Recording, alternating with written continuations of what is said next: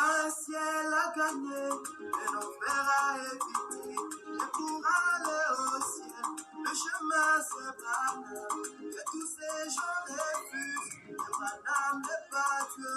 Moi je croirai toujours qu'il est Elohim. Quand c'est temps de la fin, le grand Jéhovah est venu nous visiter. C'est ça qui réjouit mon cœur. Je t'adore, Seigneur.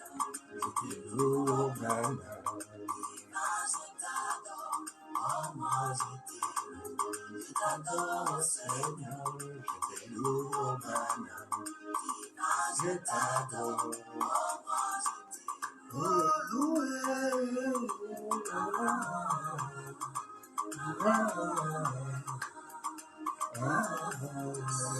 il m'a été promis vers le coucher du soleil, je verrai la grande fontaine, la toucher. Oh mon sang, c'était banane dans la nuée, voilà l'éternel.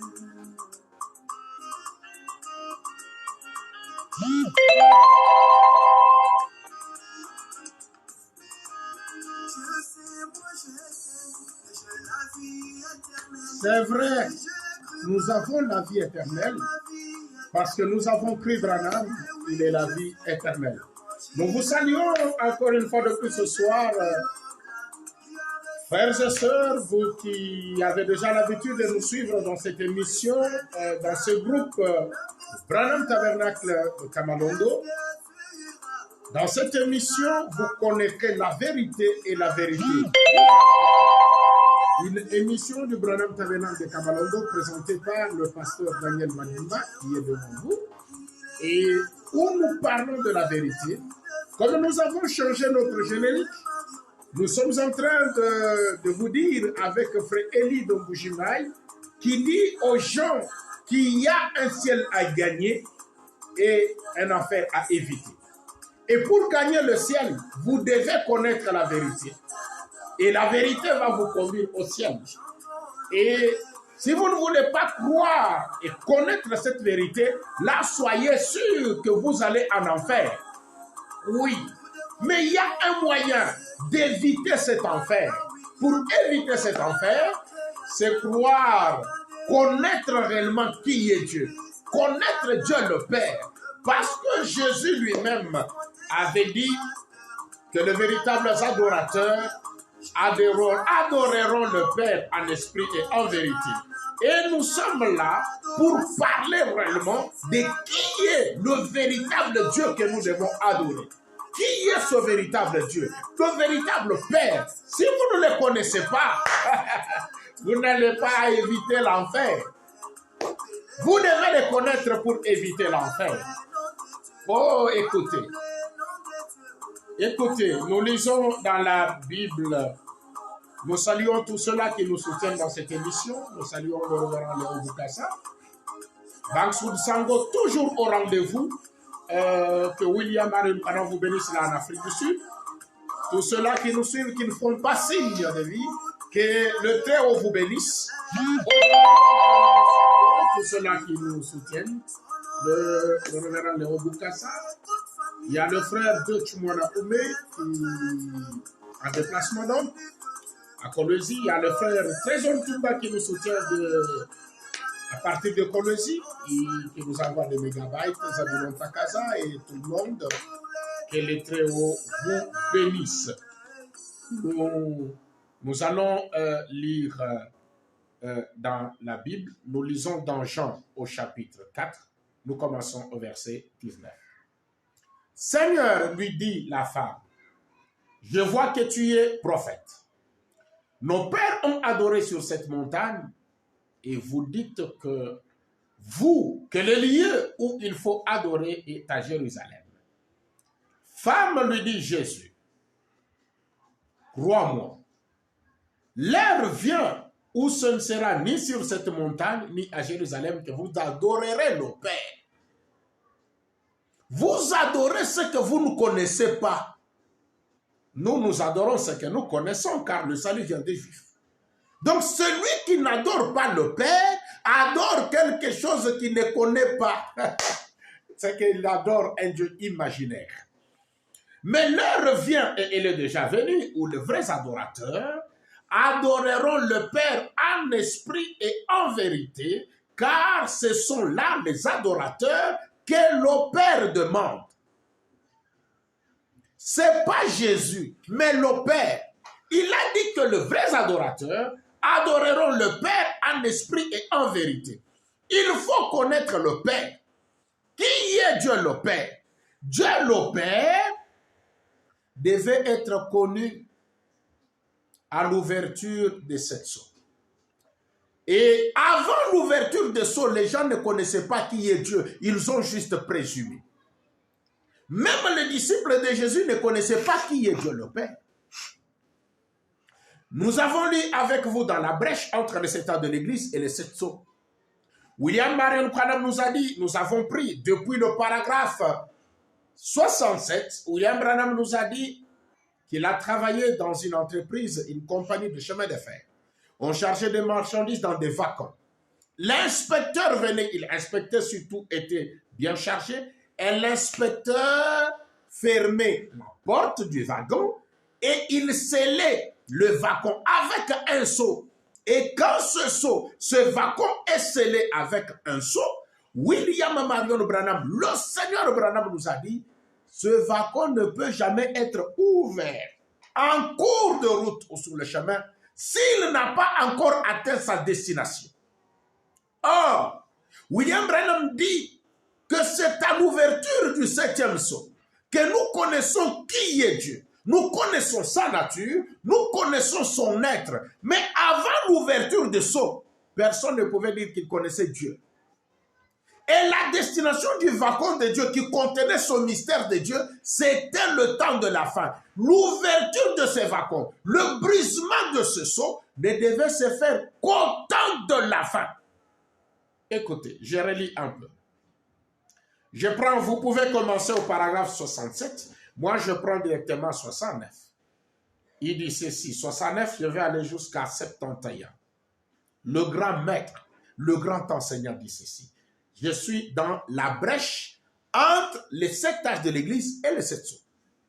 Alors, ils sont scellés pour leur destination éternelle. Il n'y a absolument rien qui puisse briser ces sceaux. La Bible, vous qui prenez le verset en note, Ephésiens 4:30 dit, n'attristez pas le Saint-Esprit de Dieu par lequel vous avez été scellés jusqu'au jour de votre rédemption. Retenez bien ce mot, rédemption. Vous voyez, jusqu'au jour où le livre de la rédemption est révélé et où le Rédempteur vient le réclamer. Son bien, vient réclamer son bien. Rien ne peut le briser, voyez. N'attristez pas, restez. Faites des bonnes choses qui sont agréables à Dieu parce que le livre est scellé là et vous êtes scellés. Le Saint-Esprit lui-même est le sceau. Un sceau signifie, maintenant ce mot-là, je les ai trouvés dans le dictionnaire. Un sceau signifie une œuvre terminée. Et quand le 7e sceau est brisé, le mystère de Dieu qui est scellé dans ce sceau mystérieux est mené à terme. Jusqu'au jour où ce sceau est brisé, et alors ce qui est à l'intérieur est révélé. Tant que le sceau n'était pas brisé, c'est que le mystère était fermé dans ce wagon. Et quand le wagon passe, les gens qui sont au bord du chemin de fer peuvent dire dans ce wagon, l'un dit il y a de l'huile, l'autre dit non, il y a du sucre, l'autre dit il y a ceci, il y a telle marchandise. Branham dit ils n'ont pas vu l'intérieur, ils sont en train de présumer. C'est ce qui s'est passé au cours des âges. Écoutez, Branham continue. 71. Si cet homme se demande ce qu'il y a à l'intérieur du wagon, de ce wagon de marchandises, et qu'ils disent, il devait y avoir telle et telle chose, il devait y avoir, il présume. Mais quand le sceau est brisé et que la porte est ouverte, alors on voit dedans et on voit exactement ce qu'il y a à l'intérieur. Vous le voyez? Et cela ne se produit qu'au temps de la fin. Amen. Le brisement du sceau ne devait se faire qu'au temps de la fin. Maintenant, quand vous dites non, nous, Pierre a dit que c'est Jésus qui est Dieu. Est-ce que que du temps de Pierre, du temps des apôtres, les sceaux étaient-ils brisés? Le 7e sceau était-il ouvert? Voilà pourquoi nous disons aux gens que vous devez connaître la vérité. Et la vérité vous affranchira. Si vous ne connaissez pas cette vérité, alors vous êtes un candidat à l'enfer. Le brisement de ce sceau ne devait se faire qu'au temps de la fin. Et voilà pourquoi aujourd'hui, nous disons aux gens que nous adorons ce que nous connaissons parce que nous avons vu dans le wagon. À l'intérieur, ce qui était caché, nous croyons que c'est l'homme, la personne de Branham, le Dieu Tout-Puissant, qui était caché dans les livres des sceaux. Et quand nous l'adorons, nous adorons Dieu le Père. Voilà pourquoi Jésus lui-même a dit à ceux qui l'adoraient que vous adorez en vain. J'ai relu cela dans le lieu d'adoration auquel Dieu a pourvu.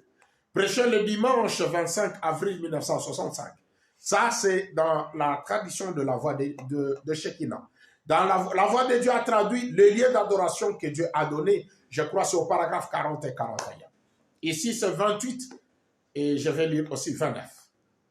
Rappelez-vous, Jésus a dit quand il était ici sur terre, s'adressant à un groupe de gens très religieux, très bien, très cultivés, un peuple très zélé pour Dieu. Pourtant, Jésus leur a dit, c'est en vain que vous m'adorez, en enseignant comme doctrine des traditions humaines.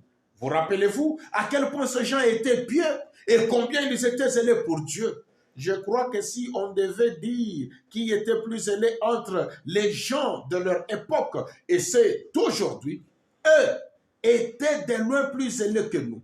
Pour ce qui est d'observer les traditions, les lois et tout, ils vivaient en observant ces choses et ils étaient très zélés pour Dieu et ils croyaient en Dieu.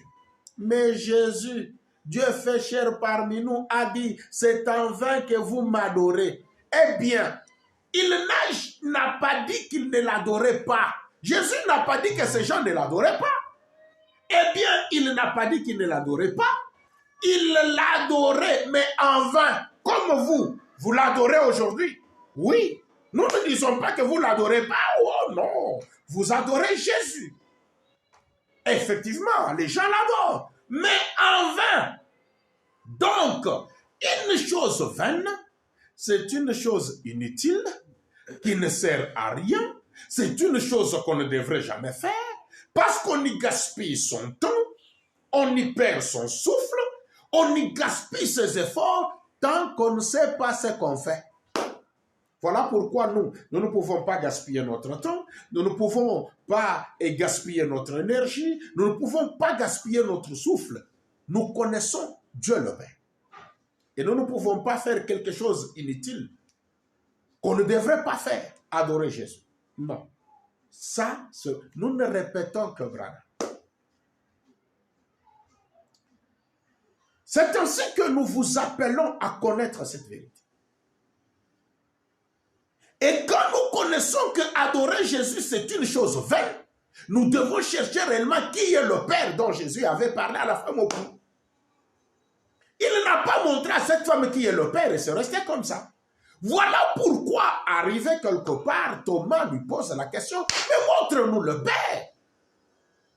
Je lis dans Hébreux chapitre 4. Hébreux chapitre 4, se prêchait le 1er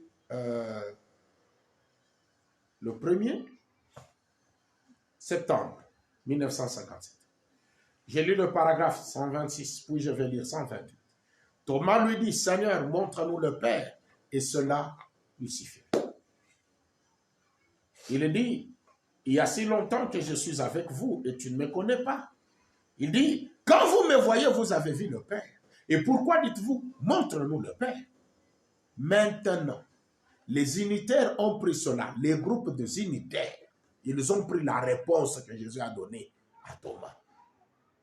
Les groupes de unitaires, ils ont pris cela, ils essayent de faire de Père, Fils, Saint-Esprit simplement une fonction et un office comme votre doigt. C'est faux. Dieu ne pouvait pas, Jésus ne pouvait pas être son propre Père. S'il l'était, alors il était un... Soit, comment pouvait-il être son propre père? C'est une question que Branham pose. Répondez-nous. C'est une question.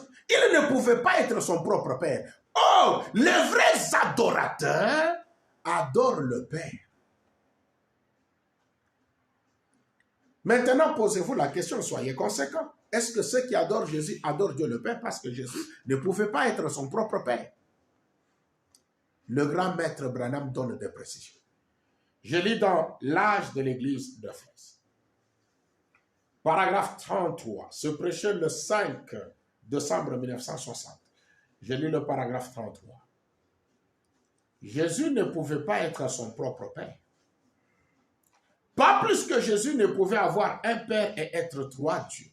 Cela ne marcherait pas, car s'il avait un Père, et un Père serait quelqu'un d'autre en dehors de lui.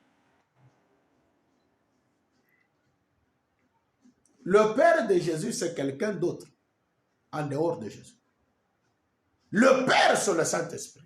Le Saint-Esprit, c'est le prophète de cette heure, qui est William Marion Branham. Et Jésus, c'est deux personnes différentes à ne pas confondre. Voilà pourquoi Branham dit, il y a une différence qui existe entre Dieu et Jésus. Une différence. Et nous ferons toujours cette différence entre Jésus et Dieu. Jésus a été seulement rendu semblable à Dieu, mais il ne l'était pas. C'est difficile, mais c'est la vérité. Très difficile, mais c'est la vérité. Et nous devons le proclamer, cette vérité.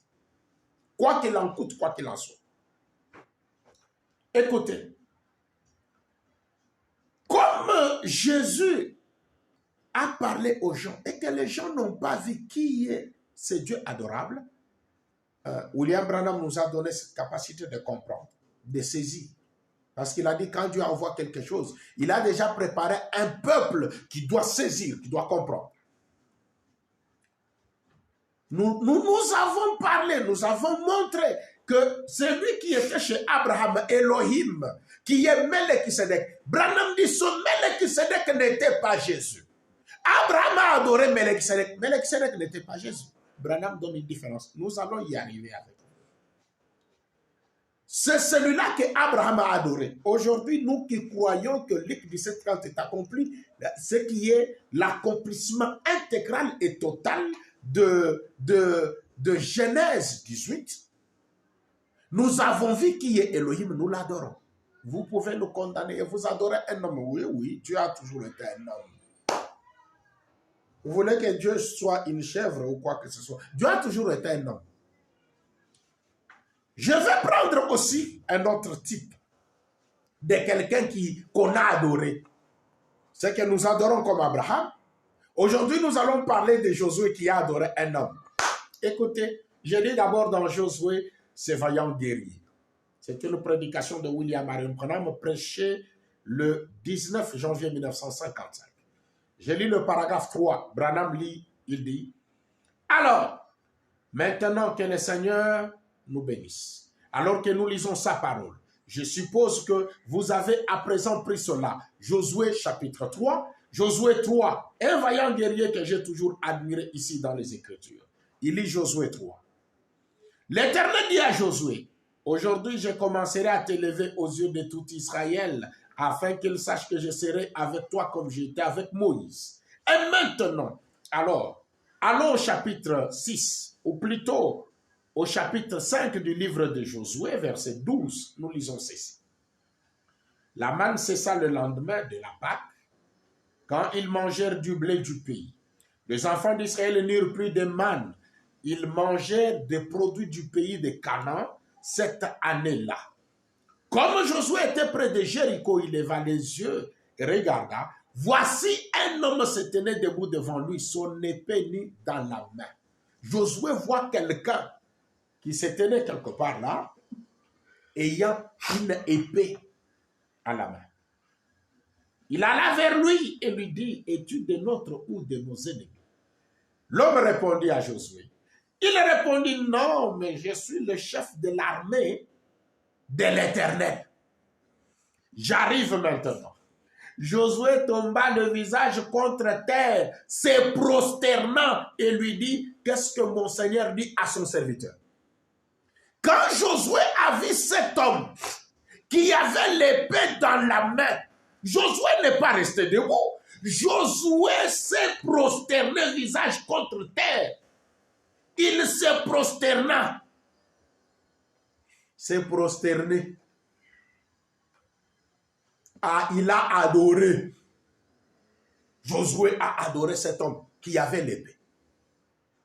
Aujourd'hui, tout le monde lit, oh, Branham a reçu l'épée au Bossabino Canyon. Quand vous voyez un homme qui a l'épée, on ne reste pas debout. Alléluia. Je me sens religieux. Quand on voit quelqu'un qui a l'épée aiguë, on ne reste pas debout. On se prosterne. On l'adore. Si Josué l'a adoré et que vous parlez de Josué, vous dites qu'il est au ciel. Nous qui adorons aujourd'hui, c'est lui qui a l'épée. Nous sommes au ciel. Dieu ne peut pas être injuste pour laisser Josué au ciel parce qu'il a adoré ce commandant-chef de l'armée de l'Éternel qui avait l'épée dans la main et nous mettre nous en enfer. Mais c'est quel Dieu que vous adorez, vous? Nous adorons les dieux de la Bible. Tel qu'il avait agi avec Abraham, tel qu'il a agi avec Josué, c'est comme ça qu'il agit avec nous. Vous pouvez dire, mais il dit des choses qu'il ne lit pas. Soyez calme. Calmez-vous. J'y vais lentement. Lisons d'abord dans Exposé. Exposé, c'est de l'Église. Cherchons qui est cet homme qui a l'épée. Parce que là, vous allez, les autres diront, oh, c'est Jésus. Et nous dirons, c'est Branham. Mais où est la vérité? Branham dit. Là où il y a une question biblique, Branham dit, il doit y avoir une réponse biblique. Qui est cet homme qui a l'épée? Josué n'a jamais dit son nom. Même la Bible n'a pas dit son nom. On l'a appelé seulement le chef de l'armée de l'Éternel. Qui est cet homme? Comment le connaître? C'est ça le but de cette émission. Vous connaîtrez la vérité. Et la vérité vous affranchira. Écoutez, Exposé cet état de l'Église. Je suis à la page 57. Parce que cet homme, c'est celui que Jean a vu dans l'Apocalypse. Jean dit que quand il a vu, il avait sept éléments. Il dit 7, le nombre 7. 7 éléments qui caractérisait cette personne. Il a dit que sa tête était blanche comme la laine. Il avait des yeux de flamme de feu. Il avait, de sa bouche sortait une épée aiguë. Il avait des pieds comme les reins au train. Les 7 éléments. Mais moi, je prends l'épée. William Branham dit ceci, expose cet acte de l'Église à la page 57. De sa bouche sortait une épée aiguë à 2 tranchants.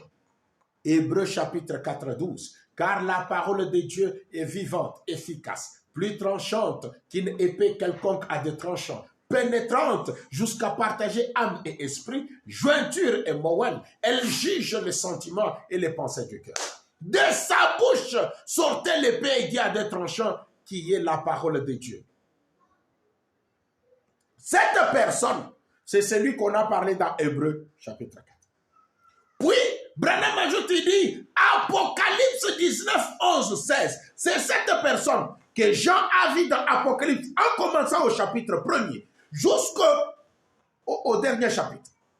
En Apocalypse 19, Jean dit, j'ai vu le ciel ouvert et voici Paris un cheval blanc. Celui qui l'est monté s'appelle fidèle et véritable. Il juge et combat avec justice. Ses yeux étaient comme une flamme de feu.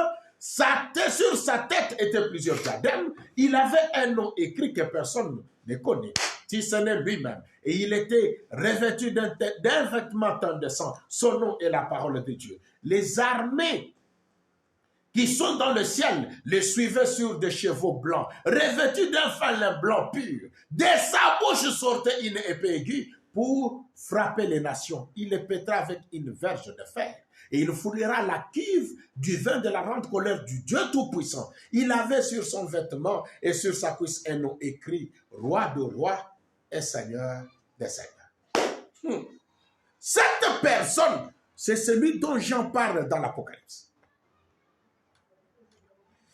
il a l'épée aiguë qui sort de sa bouche, ou même à la main, comme Josué l'avait. C'est la même personne. Est-ce que c'est Jésus? William Branham dit. Oh frère, lisons dans l'Apocalypse, l'Apocalypse parle de Jésus. Non, non, l'Apocalypse, le livre de l'Apocalypse ne parle pas de Jésus-Christ. J'ai lu dans la révélation de Jésus-Christ, ou la révélation numéro 1. Parce que ça commence, révélation numéro 1, puis la vision de Patmos, l'âge d'Éphèse. Donc c'est comme ça, 1, 2, 3, 4, jusqu'à 10. Si nous disons révélation numéro 1, c'est la révélation de Jésus-Christ. Ou la divinité de Jésus-Christ, là où c'est écrit numéro 1.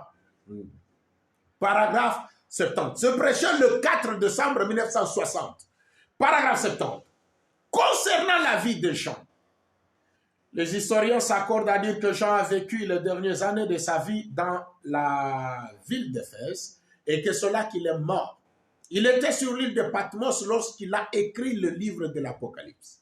Ce n'était pas l'histoire de Jean, de sa vie, mais l'histoire de Christ dans les âges futurs. Vous voyez?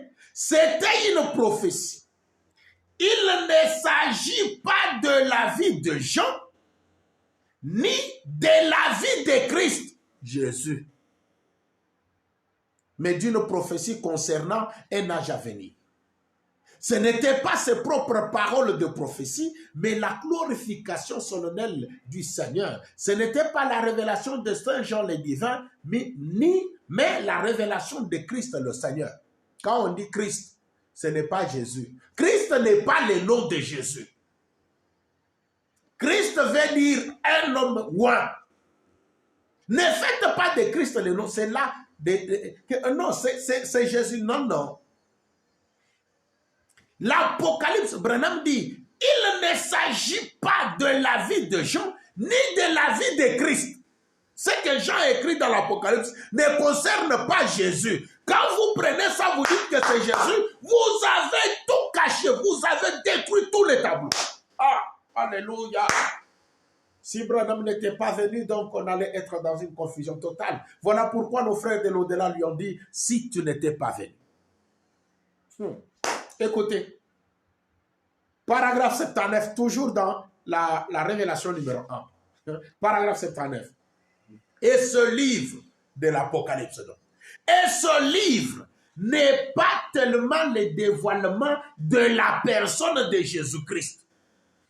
Or, le livre de l'Apocalypse, qui signifie la révélation, on dit la révélation, c'est le dévoilement. Mais Branham vous dit, et ce livre n'est pas tellement le dévoilement de la personne de Jésus-Christ. Vous allez dire, non, oh, c'est Jésus qui s'est dévoilé. Hein?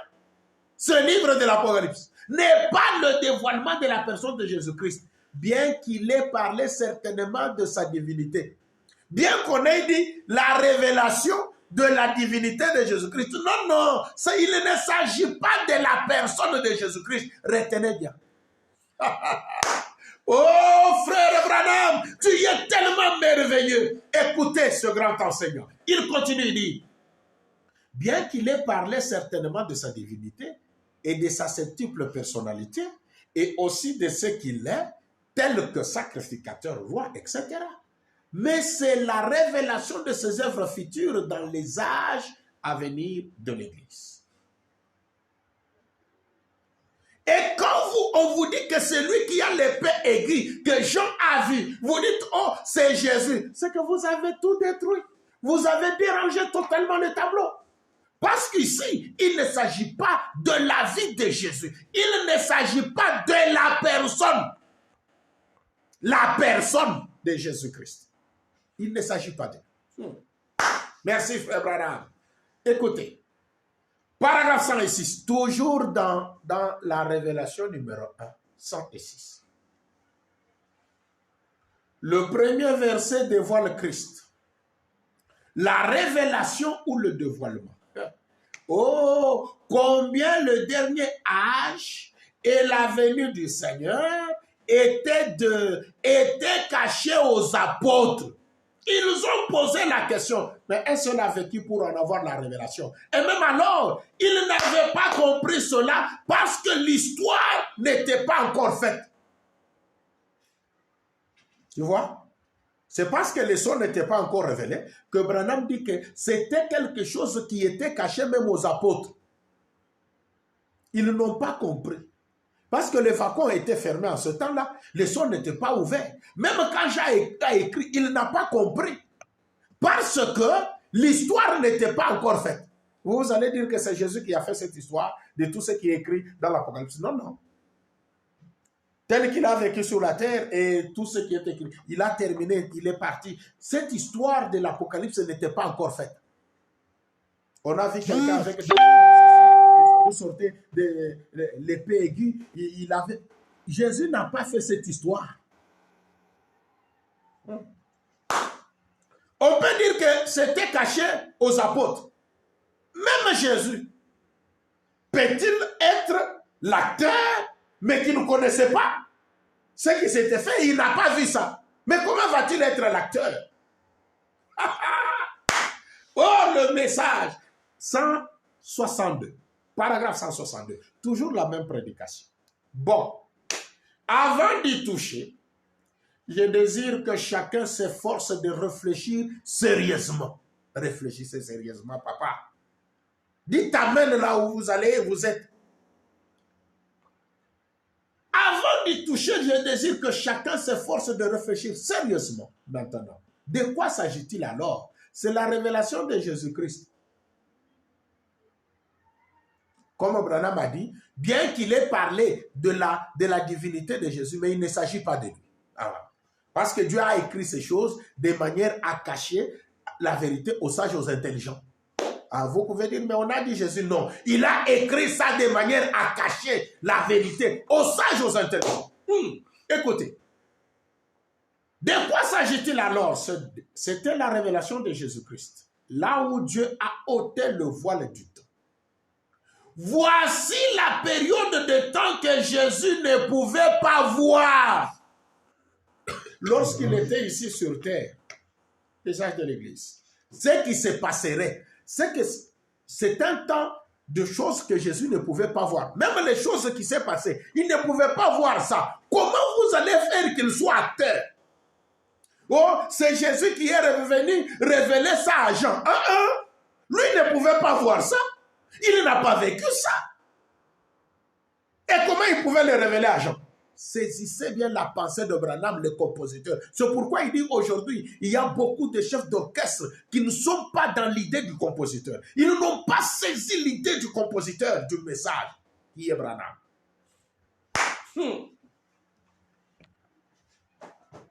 C'est une période que Jésus ne pouvait pas voir. Il ne pouvait même pas vivre ça. Voilà pourquoi. C'est lui qui est venu dans l'Apocalypse. C'est lui qui expliquait toutes ces choses à Jean, qui lui a dit écrit. Branham dit, écoutez, si vous dites que c'est Jésus-Christ, vous avez encore la connaissance que les gens avaient avant l'ouverture de cette source.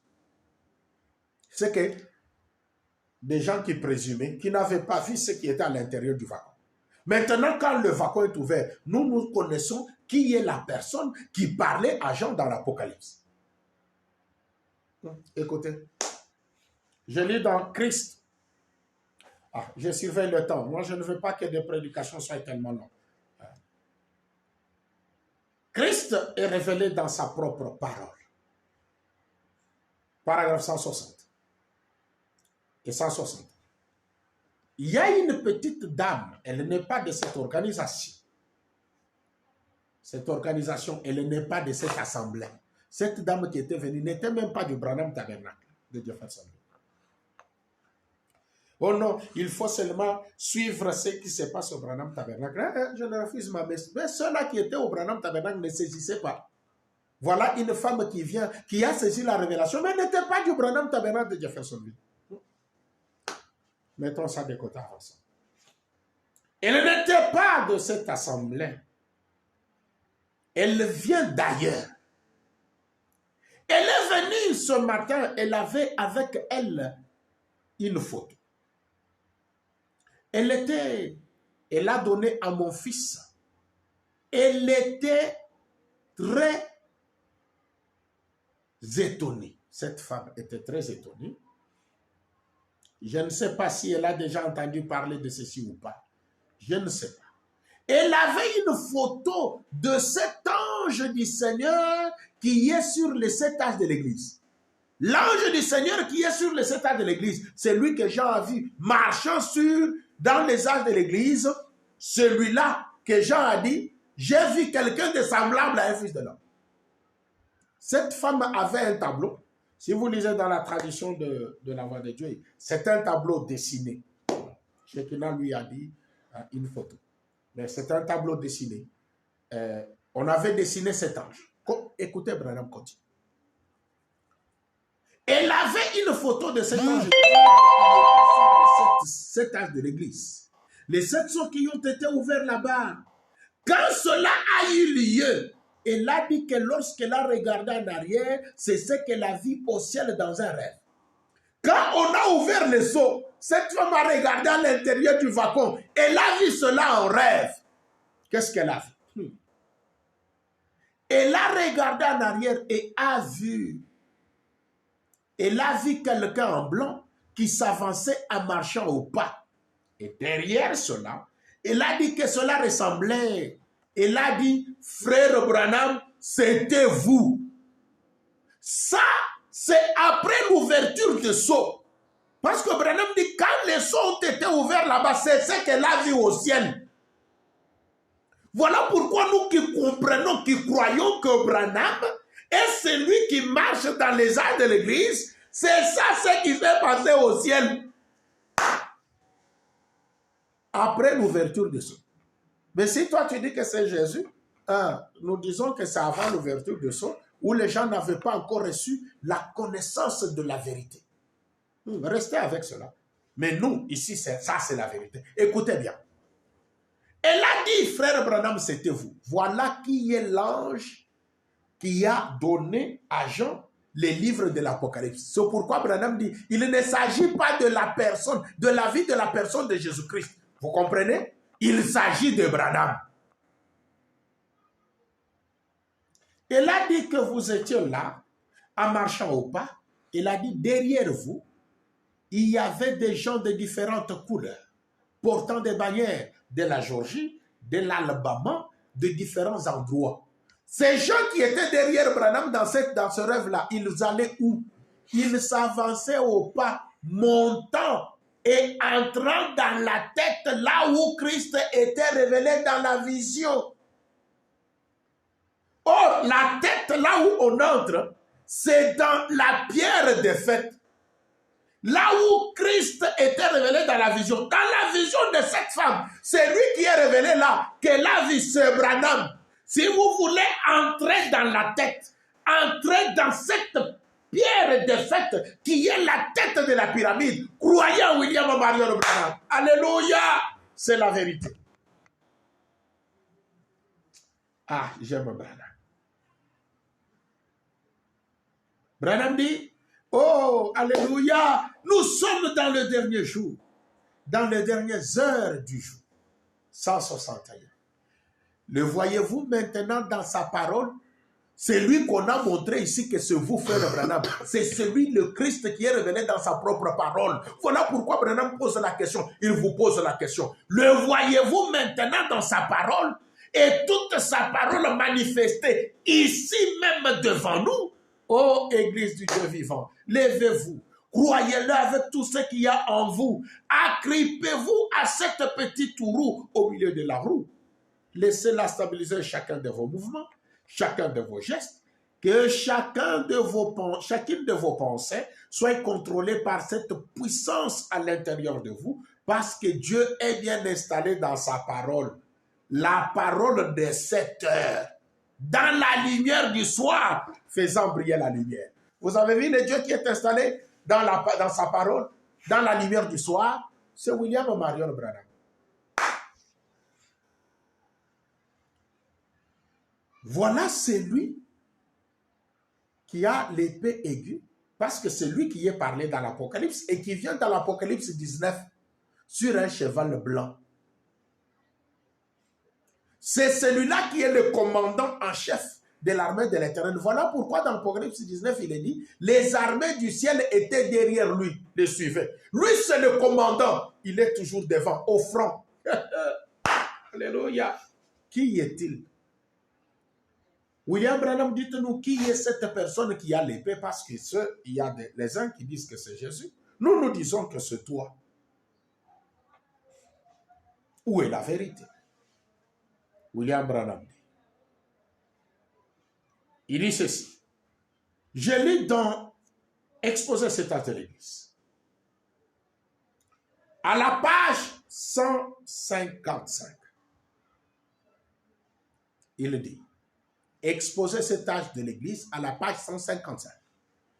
Le message adressé à ce troisième âge de l'Église va être énoncé.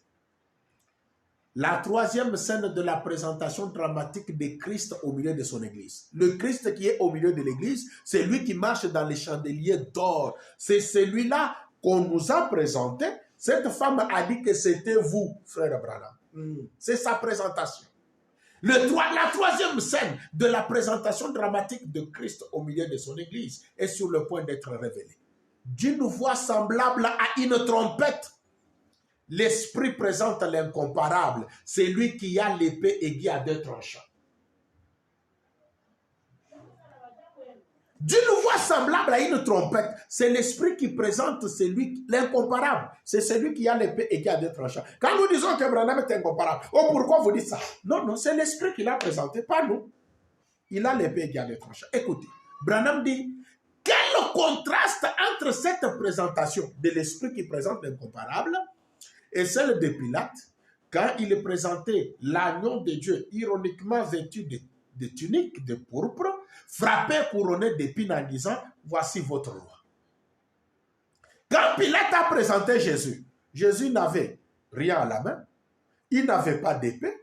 Pilate a compris, mais il doit avoir quelque chose. Donnez-lui même un roseau dans la main. C'est ainsi qu'on avait placé même un roseau dans la main de Jésus. Le roseau n'était pas l'épée. Il l'a présenté ironiquement, en se moquant de lui. C'est ça, ironique. Maintenant, le Seigneur ressuscité se tient là, royalement vêtu et couronné de gloire. Christ, la puissance de Dieu. Oh.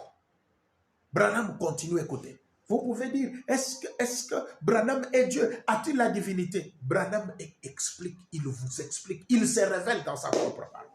Dans ce mot, c'est lui qui a l'épée aiguë à deux tranchants, se trouve une autre révélation de la divinité. Dans ce mot, c'est lui qui a une épée aiguë à deux tranchants, se trouve une autre révélation de la divinité. Vous vous souvenez dans l'âge d'Éphèse, quand vous voyez quelqu'un qui a l'épée aiguë, écoutez, c'est de la même personne qu'on a parlé dans l'âge d'Éphèse. Voilà pourquoi Branham dit, vous vous souvenez dans l'âge d'Éphèse, il est présenté comme le Dieu immuable. Dans l'âge de Smyrne, nous l'avons vu comme le seul vrai Dieu. Il n'y en a point d'autre que lui. Voilà pourquoi nous nous disons, Branham a l'épée aiguë à deux tranchants. Il est le Dieu immuable. Il est le seul vrai Dieu. Il n'y en a point d'autre en dehors de lui. Vous voulez qu'il y ait un autre? Ah, ça c'est vous. Mais selon la parole, il n'y en a point d'autre. Il continue. Mais dans l'âge de Pergame, voici encore une révélation de sa divinité exprimée par son lien avec l'épée aiguë à deux tranchants. Quand vous voyez quelqu'un qui a l'épée aiguë à deux tranchants, c'est une autre révélation de sa divinité exprimée par rapport à son lien avec l'épée aiguë. Quel est le lien que vous faites? Quand vous voyez Branham avec l'épée aiguë, j'ai reçu l'épée aiguë au Mont Sabino Canyon. Quel est le lien? Nous disons que le lien, c'est avec la divinité. C'est ça l'unique explication de la parole, l'unique interprétation. Si vous n'avez pas cette interprétation-là que Branham donne, vous allez tout droit en enfer. C'est pourquoi nous vous disons ici qu'il y a un enfer à éviter. Et l'unique moyen d'éviter cet enfer, c'est de croire cette vérité que nous vous prêchons, qui est la personne de William Marion Branham. Vous refusez, vous allez en enfer. Nous avons déjà hérité le ciel. Parce que quand vous voyez Branham, comme il a dit, cette petite femme a vu Branham où? Au ciel. C'est ce qu'elle avait vu.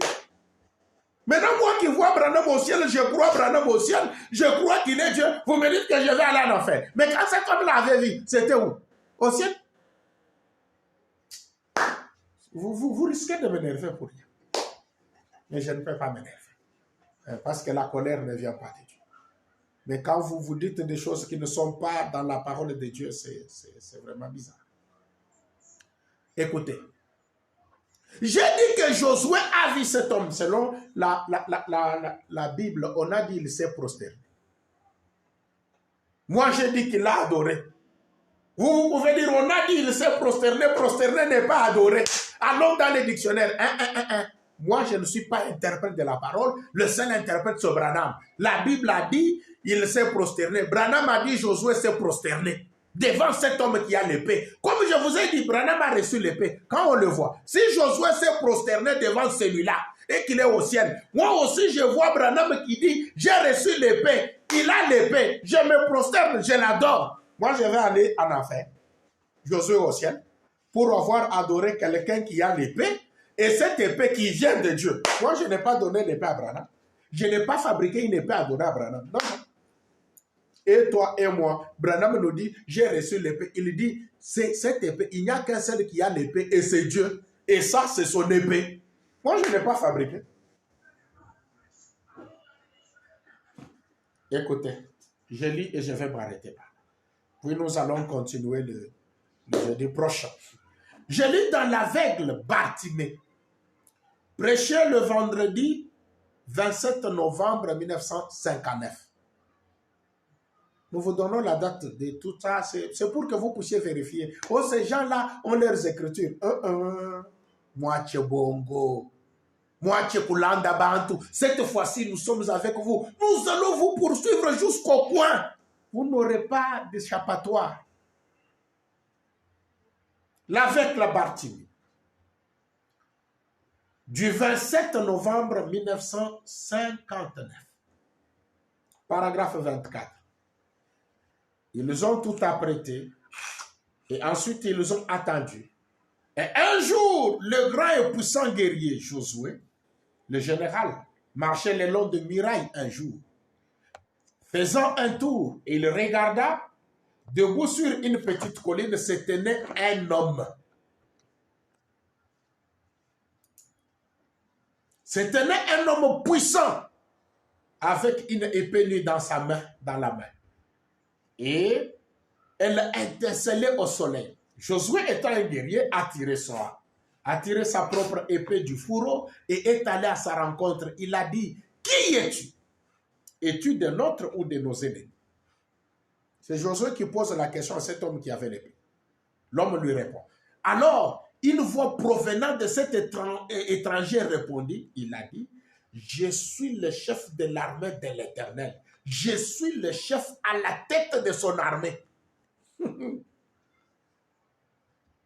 Branham dit, quand cet homme lui a dit que je suis le chef de l'armée de l'Éternel, écoutez la réaction de Josué. Et le puissant Josué jeta son épée par terre et il ôta son casque, puis il est tombé par terre, se couvrant le visage de ses mains et il a adoré l'Éternel. Alléluia. Josué a adoré l'Éternel, cet homme qui avait l'épée, qui lui a dit que je suis le chef de l'armée de l'Éternel. Lui n'a pas dit que je suis l'Éternel. Il a dit que je suis le chef de l'armée de l'Éternel. Josué s'est prosterné, il est tombé à terre, il a adoré l'Éternel. Si Josué a adoré l'homme qui avait l'épée, mais toi là, on peut te comparer à Josué? Et tu dis, moi je ne peux pas adorer Branham. Moi je ne peux pas. Toi qui es-tu? Tu ne représentes rien. Josué l'a adoré. Voilà pourquoi nous l'adorons. Parce que nous l'avons vu avec l'épée. Là, nous allons y aller, j'ai dit petit à petit avec. Voici l'homme qui a l'épée que Jean a vu dans l'Apocalypse. C'est cette même personne que Josué avait vue. C'est pourquoi Branham dit, si vous prêchez avec les types, vous ne pouvez pas vous tromper. Nous avons des types bibliques. Et toi, nous avons une affaire avec quel type? Parce que nous avons adoré celui qui a l'épée aiguë, qui est William Marion Branham, qui a une révélation de sa divinité par rapport à son lien avec l'épée. Mais toi, tu fais quoi? Quand tu le vois avec l'épée, tu dis que c'est quoi? Nous te disons qu'il montre qu'il est le seul vrai Dieu. En dehors de lui, il n'y en a point d'autre. C'est ça. Ah, pour ce soir, que Dieu vous aide à saisir cette vérité immuable et que le Très-Haut, celui qui a l'épée aiguë dans sa main, William, Marion, Branham l'Éternel, le commandant en chef de l'armée de l'Éternel, qu'il vous bénisse. Nous saluons Donald Kupa Kassanda, que le Très-Haut vous bénisse, Sabinon Takaza, Léon Boukassa et tous ceux qui nous ont suivis, que le Très-Haut vous bénisse. Nous vous rappelons que nous sommes là, nous avons repris cette émission, nous sommes déterminés à continuer et ne pas arrêter. Et ceux-là qui veulent nous soutenir avec des mégabytes, c'est tout ce dont nous avons besoin pour que cette émission puisse ainsi se faire. Mais jusque-là, nous avons un seul jour par semaine, vu un peu les préoccupations que nous avons. Donc, le jeudi, à 16h juste, vous nous retrouverez heure de Lubumbashi. 16h juste, heure de Lubumbashi. Nous serons déjà sur les réseaux sociaux pour vous parler de cette vérité. Et nous allons nous retrouver ainsi le jeudi prochain. Et que le Très-Haut vous bénisse.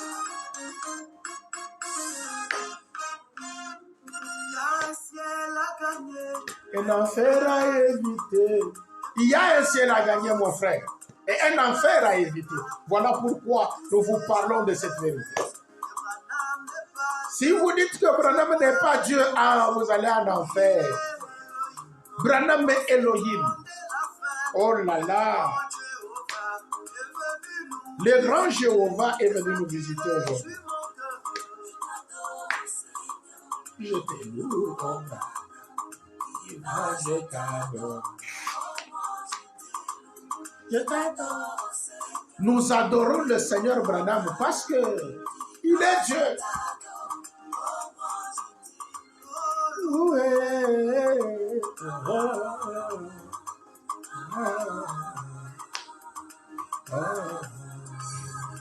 Ah, je me sens bien. En adorant Branham, en le servant, je me sens bien. Si vous ne voulez pas croire Branham, je vous dis que vous allez en enfer. On ne mâche pas les mots. Mon frère, mais il y a une affaire à éviter. Pour éviter cet enfer, croyez cette vérité que nous vous présentons. Adorez le Seigneur Branham. Ah, vraiment. Je vous laisse un peu savourer ce beau cantique. Parce que maintenant, dans le 3e exode, nous avons tellement de cantiques, de chansons à gogo. Moi, je n'ai pas besoin d'écouter des gens. Je ne sais pas si c'est quoi là.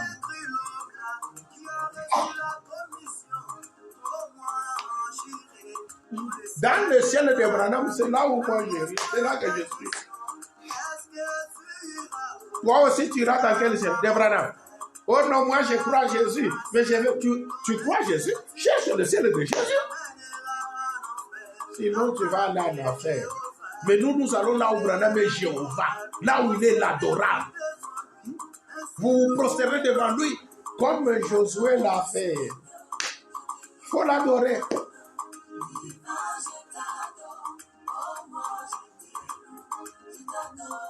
Ah, moi je danse pour le grand maître, le Seigneur, le roi